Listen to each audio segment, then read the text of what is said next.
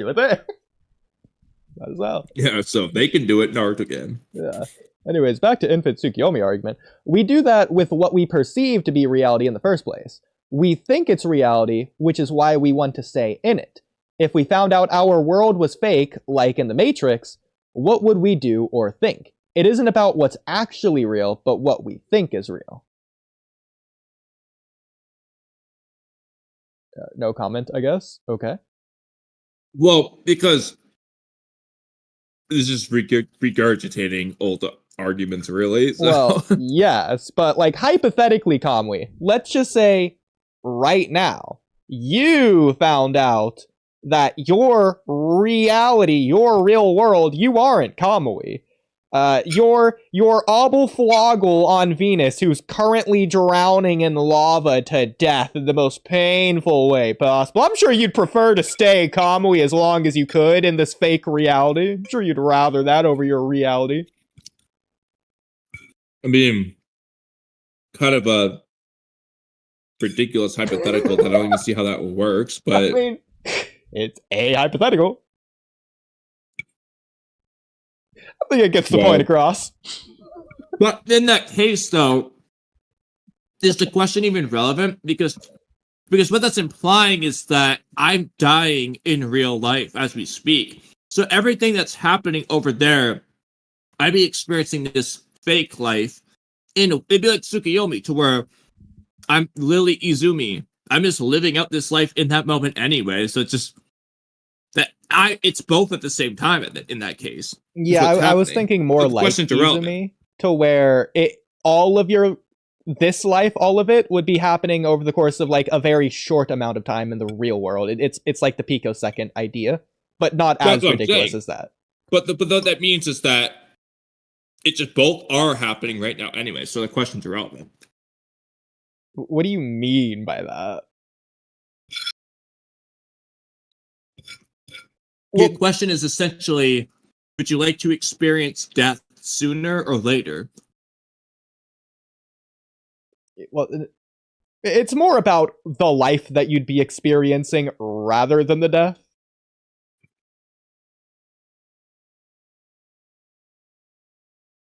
Well, that's the problem with your hypothetical. What do you mean? Okay. Then let's just say that you're going to be saved from your vat of lava that you're drowning in, and you're just going to stay on the verge of death paralyzed for the next 100 years until you die. Well, is both happening at the same time right now, or is it just choose between worlds? If it's choose between worlds, this is a stupid question. Okay. Well, then let's go with the one that makes it less stupid. Then the question's irrelevant again. Well, why is it irrelevant? Because the hypothetical already dictates that I'm just experiencing the better life at the same time, while the other one's actively happening. No, okay, that is the case. What am I choosing between? Well, you're choosing between... Well, no, but you're choosing between the better life, that is the fake life, or reality, which isn't as great as the fake life. Well, it just goes back to the other option again, where it's just choose between worlds. It's a stupid question, because it's like, obviously, you're not going to pick your paralyzed life. But... Okay, so apply that to Naruto. These hypotheticals, it's like, you're saying, like, pick between whatever, but... And the answer is just obviously just whatever the better one is. The main thing with this whole argument thing is more so just like about your mindset. Like that's just a yes. Your mindset shouldn't be about this sucks. I hate all this. I want to escape. Blah blah blah. It should be much more positive and embracing and whatever, and not letting these things get to you. So it's more about the mindset, which is my aspect of the argument, as well as whatever the series is trying to portray as the other argument. But Kamui. And then when it comes to the Pure Lands thing, if it's the same thing as Infinite Tsukuyomi, it's like, that's not really supporting Infinite Tsukuyomi. That's basically saying you should just die. And at that point, if it's gonna be the same as Infinite Tsukuyomi, you might as well just live out your life as long as you feel like it before dying and just getting your Infinite Tsukuyomi dream when you die anyway. Well, really but you've already countered that, because between choosing the two worlds, you might as well just pick the better world. If you think it's better, but if you're don't, then by all means, go ahead and live. Well, no, but Kamui, because you can't necessarily say the mindset thing is the one that really matters, because you can be just as optimistic in both, but one just is better. Well, theoretically, it might be. Frankly, I'm gonna be honest. I don't think Road to Ninja was better, and I don't think Yamato's dream is really any better. You can freaking get Kabuto swallowing in them and shit. But honestly, I think what happened in reality worked out better. Wow. Yamato would disagree. That's what matters. But just like as a hypothetical, not being rich isn't getting to me. You know, I'm being optimistic with the fact that I'm not rich. But if I got to choose, I would just prefer to be rich. So it's one less problem to have. Sure, but I mean,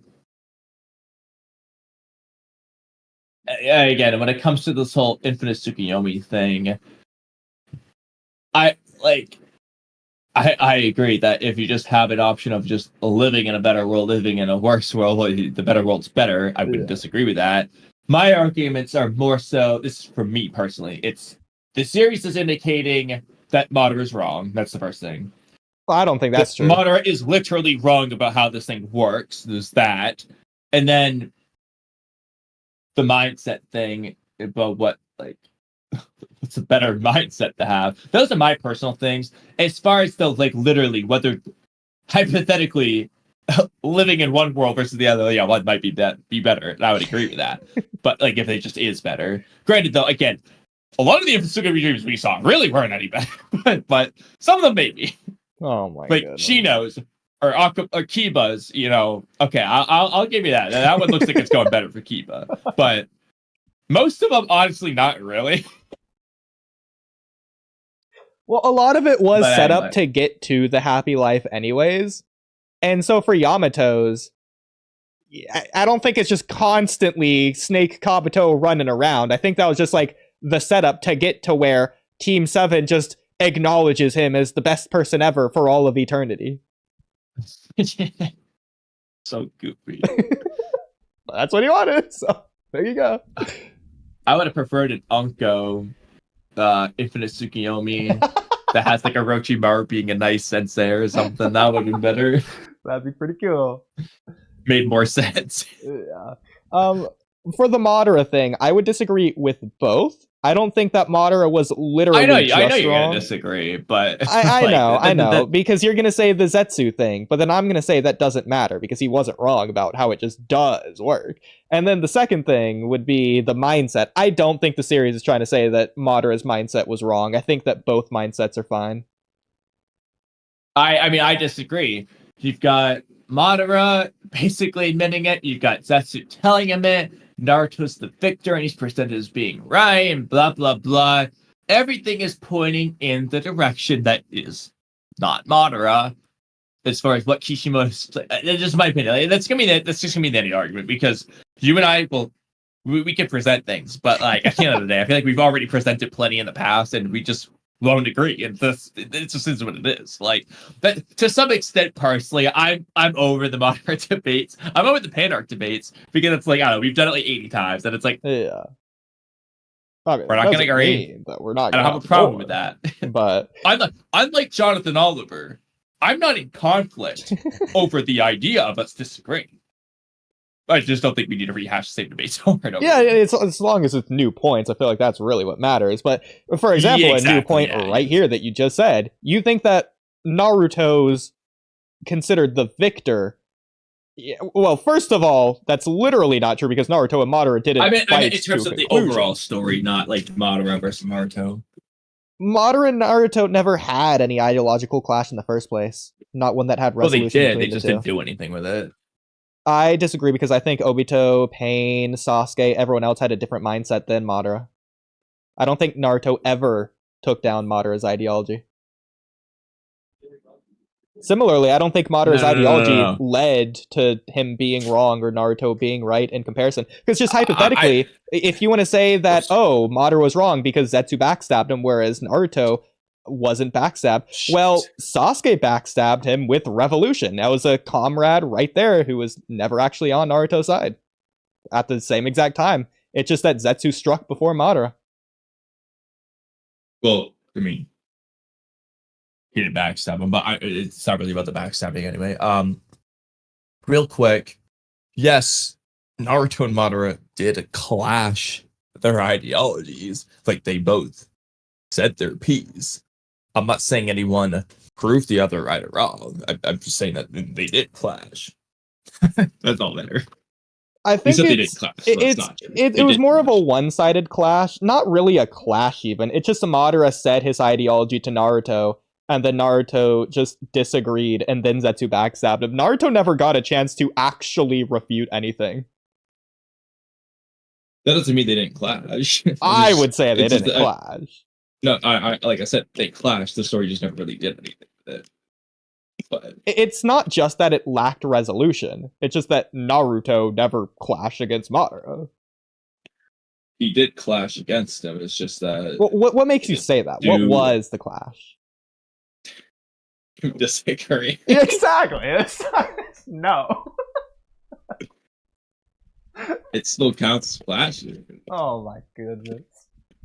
The difference is that Naruto didn't present it to Madara, but like we know his answer. That's why I'm saying the story didn't really do it, but they did it. They just do.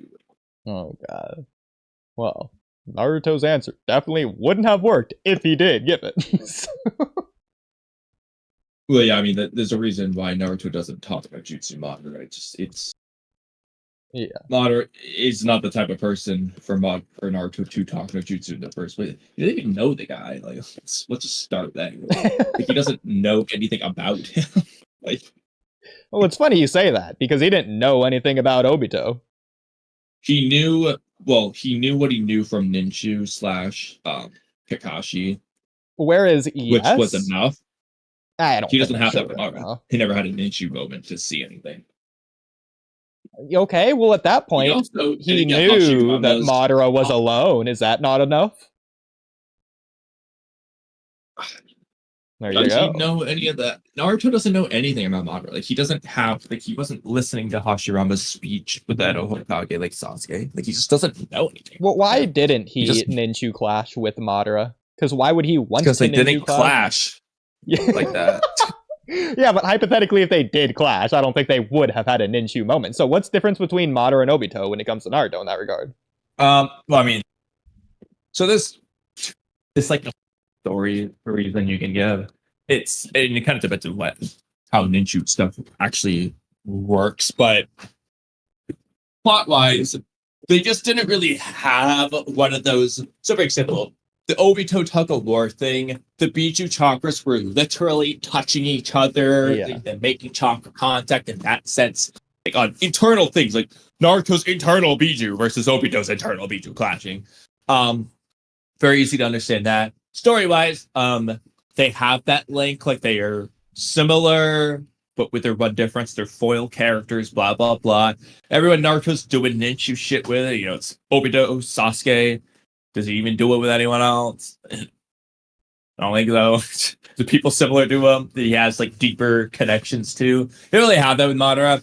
So, and then obviously jutsu-wise, all Naruto ever did with Madara is hit a limbo cut with a staff or some shit. Like, well, yeah, I mean, forget Biju clashes. Naruto and Madara are clashing between dimensions.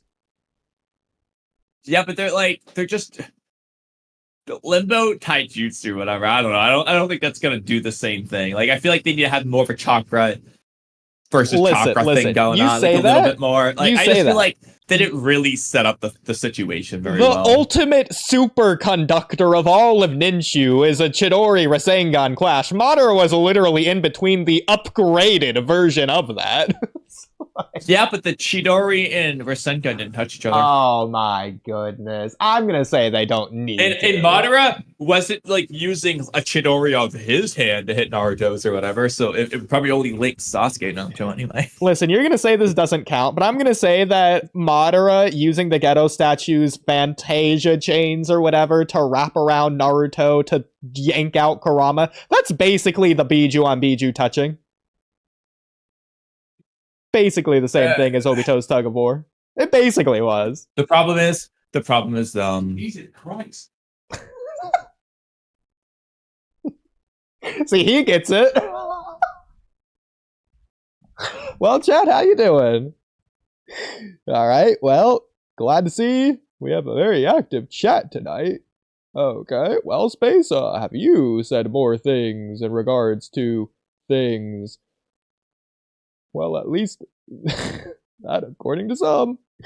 Well, just wait till my video, because I have a misconceptions on Obito and misconceptions on Madara video in the works. And Kamui forgot that Obito's sword was made with his will. Technically, Hagoromo made it. Obito just re-manifested it. That is why the crash happens. I'm assuming you mean clash. Yeah. So, technically, yes, but it's not like Sasuke used it in his Chidori. I don't think Sasuke's Chidori is made of his will, and then Hagoromo was just a spiritual essence floating around doing Ninshu. Then all the Bijus did Ninshu with Naruto like 20 billion times. And so, what other Ninshu moments do we have in the series? Probably a couple. Just trying to think. There's like this one OVA video game cutscene or whatever where Naruto does this weird spiritual one with Minato and Jiraiya from the Afterlife.